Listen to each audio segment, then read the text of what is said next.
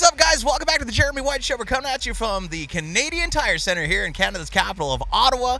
Going to chat with the one and only Joe Giaimo from the Warren Zeiders band. Wow, man. Here we are in the Canadian Tire Center. Yes, home of the sir. Ottawa Senators. Boo, go Habs, go. So you've been slinging guitar for how long? Man, like I started when I was 8. Got like, kind of normal sort of thing. Got serious with it in like junior high. Like realized I wasn't good at baseball, and I was a little better at this naturally, so kind of sunk into doing this. Literally me. I'm like, go sports. Yeah, I mean, so kind of really like, by junior high school, really just got into it. Like, got super into, honestly, a lot of the rock players that like I've seen you interview. I mean, Zach Wilde, like Hugh. I mean, that's a lot of like where I'm still pulling influence from out here and putting it in the country stuff. Yeah, dude. It's funny because I moved to Nashville in 2012, and like it's like 6 months before that, it's like I got to figure out all these the Brent Masons and all all of those guys, and it's like, well, I guess I should probably like figure out who Brent Mason is and all these chicken picking guys, and then you move there, and then all the like the bro country stuff hit. And that was all like just super rock. So it's like, oddly enough, like growing up on like Zach Wilde and Randy Rhoads was like a really good thing versus it's kind of growing like up on the Brent Mason thing. That's the funny thing about like today's country. It's like that's a big misconception. Yeah. A lot of the playing really is based on the 80s arena rock. It's very Def Leppard. Yeah, especially Warren stuff is very very rock. I mean, I'm pulling in a boatload of chorus tones and all of it, man. I mean, there's that one song that sounds like Black Hole Sun. I mean, it's very kind of like grunge country is kind of what we've been calling it. That's a good way to describe it, though. Yeah. I mean, you're rocking the Randy Rhoads shirt, by the way. I mean, rest in peace, Ozzy, of course. Yeah. So talk a little bit about the guitar gear, because it's like, trying to execute these tones, because you're the guy that gets brought in after the records are done. Yes, and your job is to replicate what people hear on the radio and on the records. Sir. How difficult is that to execute live? I mean, like, are they sending you patches? Do you have to go and do you get the isolated tracks and design it yourself? Some of them I do have the isolated stems and everything of, which is always nice to have. Sometimes I don't have that, and you're just kind of like just really trying to like dig in. I mean, I'll even like just throw, even if I just have an MP3, I'll throw it in and EQ it a little bit so guitars pop out a little bit more if I don't have stems. But yeah, I mean, just kind of, to the best of my ability, trying to get it close to the record. But also, like, what's cool, I mean, Warren's, like, not super, like, picky of it being, like, so dead exactly on the record. You have to make it exactly like the record. No, like, I mean, it's kind of more, it's like, if we think it sounds cool and good, like, then, which is good for you, because it's like, flies, as a musician as well, you kind of want to have a little bit of your own flavor thrown in there too. Like, is that allowed? Or? Yeah, absolutely. Yeah, I mean, we definitely get some runway for sure. A lot of solos will double, so it's like the front half of the solo I might play the record solo, and then I'll like do my own thing. That's good. The back half of it, or like some of the early stuff that we do, like like Never Look Back, Ride the Lightning, like that stuff was originally just acoustic, right? So there's not like full band versions of it. So that was like, especially early on, man. It was just like, we just kind of like, here's basically a work tape is what it was, a mixed work tape, and like, but turned it into a full band thing and make it cool. Have fun with it. Yeah, so it's been a lot of fun in that way. Talk a little bit about the guitar. So we got some really nice axes going on in here. If you want to bring the camera in, because wow. The main two that I'm playing on this tour, this is probably the main. This is the main one that I've been playing. So it's there's a guy out just outside of Nashville that builds these, Ricardo Sanchez. Just kind of custom build, whatever you want to do. So it's like a chambered telly. Yeah, it's like a chambered telly. With like a Bixby. So it's basically like the Duesenberg trem system essentially, which like I'm a big fan of. Like, I think the Doozy trem is just, it beats the Bixby in my opinion. It's just a lot more stable. Tuning wise, tuning wise, definitely more stable. Lambertone pickups in there. Are they really hot? They're not like crazy hot. I mean, it's definitely like I wanted like a especially for this gig, like it's like it's country, but like Yeah, but I you're needed playing some something heavy, I'm like- playing some heavier stuff, so it's Yeah. like I didn't need like, I don't need to bring out like a 7-string Ibanez or something Right. like that. I mean, I guess on a couple of these I could probably get away with to that. pull it off, you could, but, yeah. But yeah, I mean, that's been really versatile and just kind of like, just kind of covering all of the things and all of the tones. So that's mostly what I'm. And even if you got to clean it up, I I'm mean, those doing. pickups, they do it well. Yeah. I mean, once I get it dialed in with the board and stuff for different gain stages and stuff, or, some stuff I'll roll tone off a little bit. Yeah. It cleans up great. What kind of volume pots you got in there? Are they like very high? Honestly, I No don't know. idea. Whatever the guy put in there, it's It's a good I'm answer. I'm not like totally crazy like nerdy gear nut, to be honest. Like if I So you're I'm gonna really get- picky with necks. Yeah. Like I'll pick up. I mean, I've What picked kind up of neck on it? Because that's a nice baked maple, basically. Yeah, Like, yeah. I mean, it's just like I'm real, like especially like radiuses will like weird Right. me out. Like if I think that's. see, we'll have guys that 12, come on 10, and they're 10 like, I think that's 10-inch radius, but like, I'm a smaller guy, so it's like if it's a big fat honker it's a of 12 a to neck, 16 like I compound can't, radius, like they get super, super in depth with Yeah, that. It's, but you got but- locking tuners too, so I'm sure that helps. Yeah, man. But yeah, I'm just big on like, if you pick up a guitar, it should feel good immediately. Like, and if it Right. doesn't do that for me, then like I'll just, move on. And his stuff, I went and demoed it one day, and I was like, Yeah. feels great, sounds great. That's what Eddie Van Halen says. He wants to pick up and not have to fight the thing. Yeah, exactly. What And else we then, got in here? so this is the other one I had. I got this just off of Facebook That's Marketplace. almost like a John 5 looking kind of It almost looks like that. So this is Yeah. it's a Jap Aerodyne telly. They still make the Aerodyne basses, but they only made the guitars for I think a few years in like the early 2000s. Wow. And so originally these came, I think this is stock, just the single coil, and then there originally was a P90 in the neck, but not this one. And at some point before I got it, someone put 2 mini hums in here, but I wanted the P90 back. Of course. So I put the P90 back in there a couple years ago. It's a Stumac. P90 in the Parsons, telly I is an think. interesting sound. Yeah, and then that mini hum that's in there is just, I think that my tech It's got a buddy back in Nashville was just like some cheap Chinese like mini hum. Like The no, neck is no like kind of brand. thin on that thing too. It's a real it's a thin like, neck, if which you see, which like, again like how like it's like this. again, like I said, it just Perfect. it fits me really well. Yeah. So it's just like I picked it up, and it was like again like this feels right. Yeah. Take my money.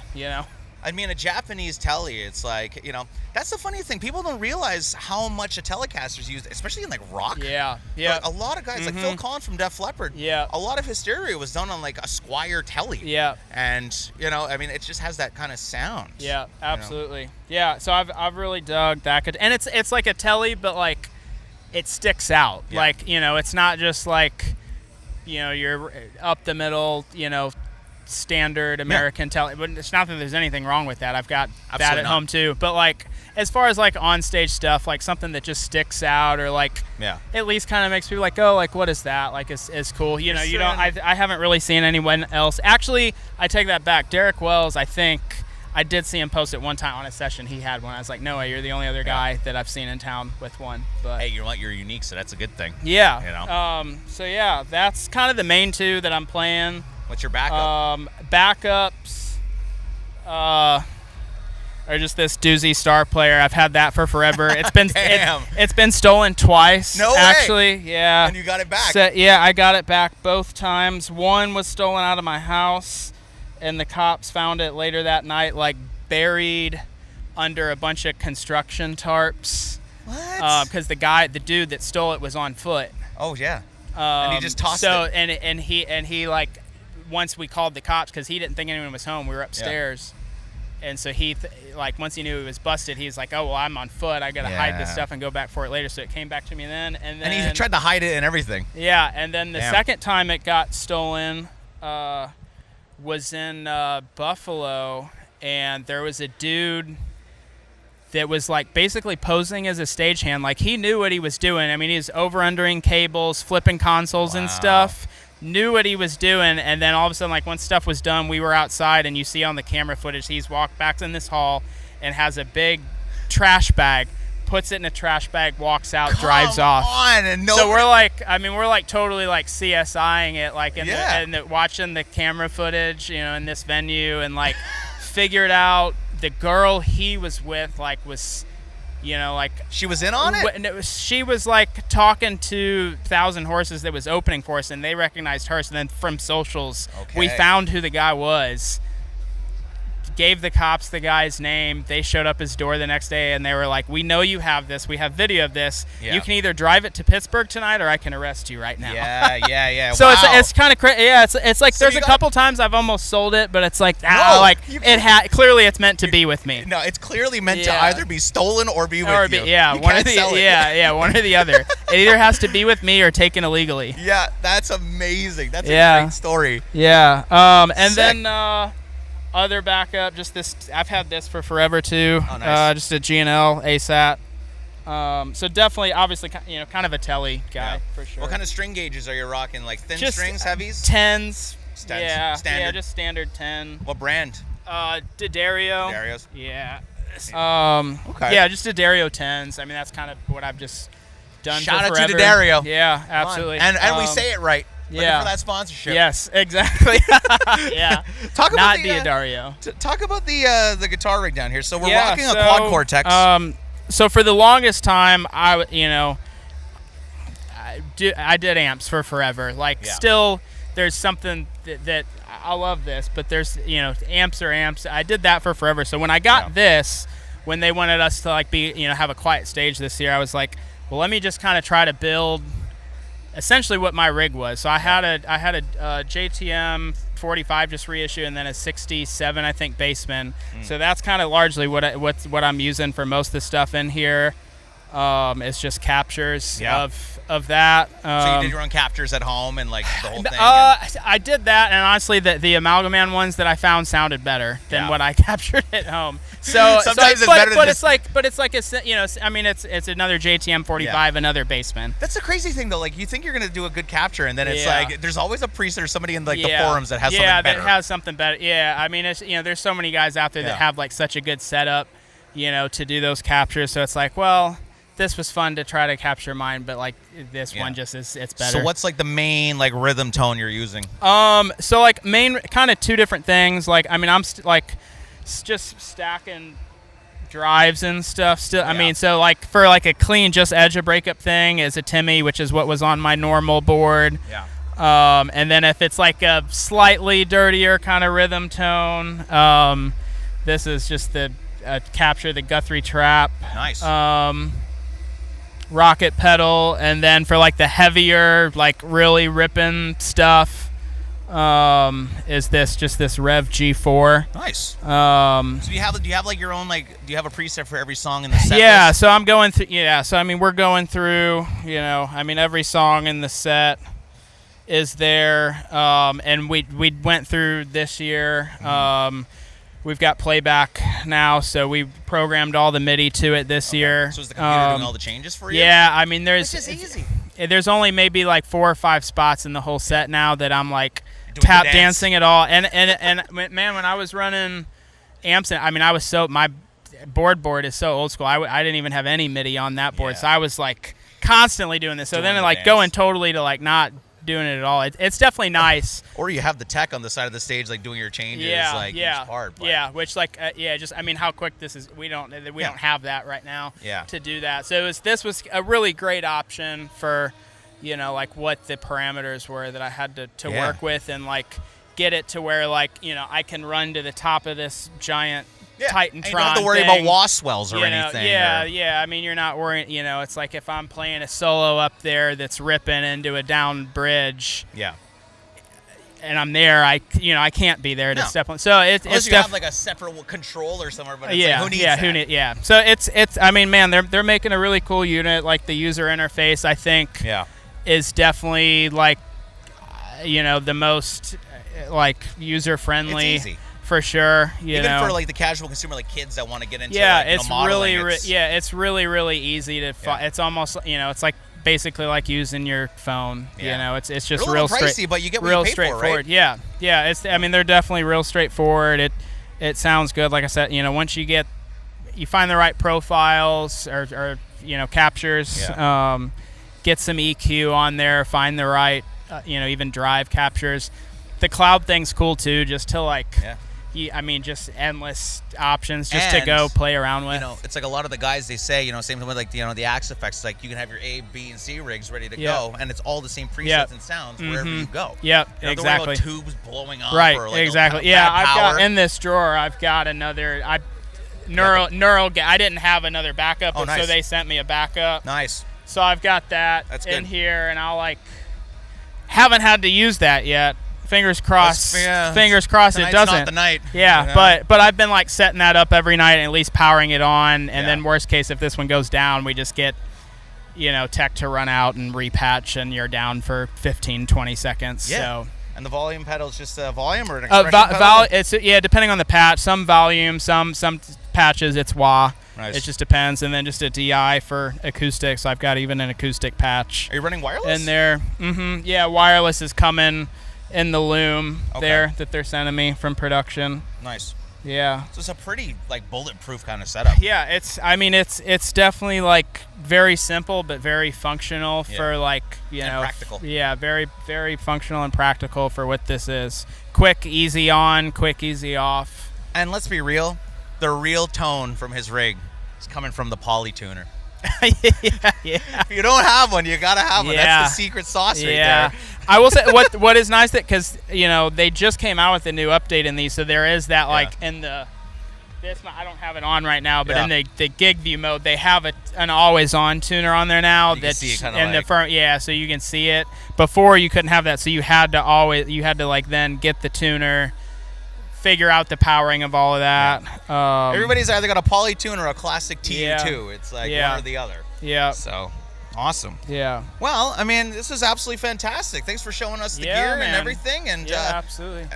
The tour's been going great so far. Yeah, it's been great. We got another, I think, five shows now. Nice. We've been out for a few weeks, then we get a week back home in Nashville, and then it's kind of weekend warrior up until Thanksgiving, heading back in the States. Yeah. What are you doing on your downtime? Are you gigging on the side as well, or? Honestly, man, we've been so busy the last couple of years. Yeah. When I have gotten called to pick up other stuff, it's I'm just gonna be home and chill. You're I'm sorry, Warren pays me too well. Yeah, it's just I'm happy. Well, so it's outside of music. So I got into real estate in COVID. So I also do that. About that. Yeah. Yeah, I got into that during COVID. It's I've been grinding. The back lounge has kind of turned into a Remax office this tour a couple times, and it's actually our keyboard player is selling his house right now. So this it's kind of kept it in the family. Brought to you by Joe Giaimo Real Estate. Yeah. If you're looking for a new crash but pad. outside of that, man, it's I got married in the spring, so it's just if we get some downtime, we'll go hike and do stuff like that. But I think we're hitting 110-ish shows this year. I think we did 130 last year. Yeah. So really, stuff on top. There's just not really time for other gigs on top of that. This is a big gig. Who else is? Where do you want to go after being on this stage? How's it feel? Do you feel more comfortable being on a big stage like this, or are you a club guy? Man, I like it all. I think not necessarily the dingy club thing, but the nicer upscale club thing is maybe the most fun, just because it's it's just there's an energy for sure in a club that an arena doesn't always necessarily have. There's a little bit more intimacy.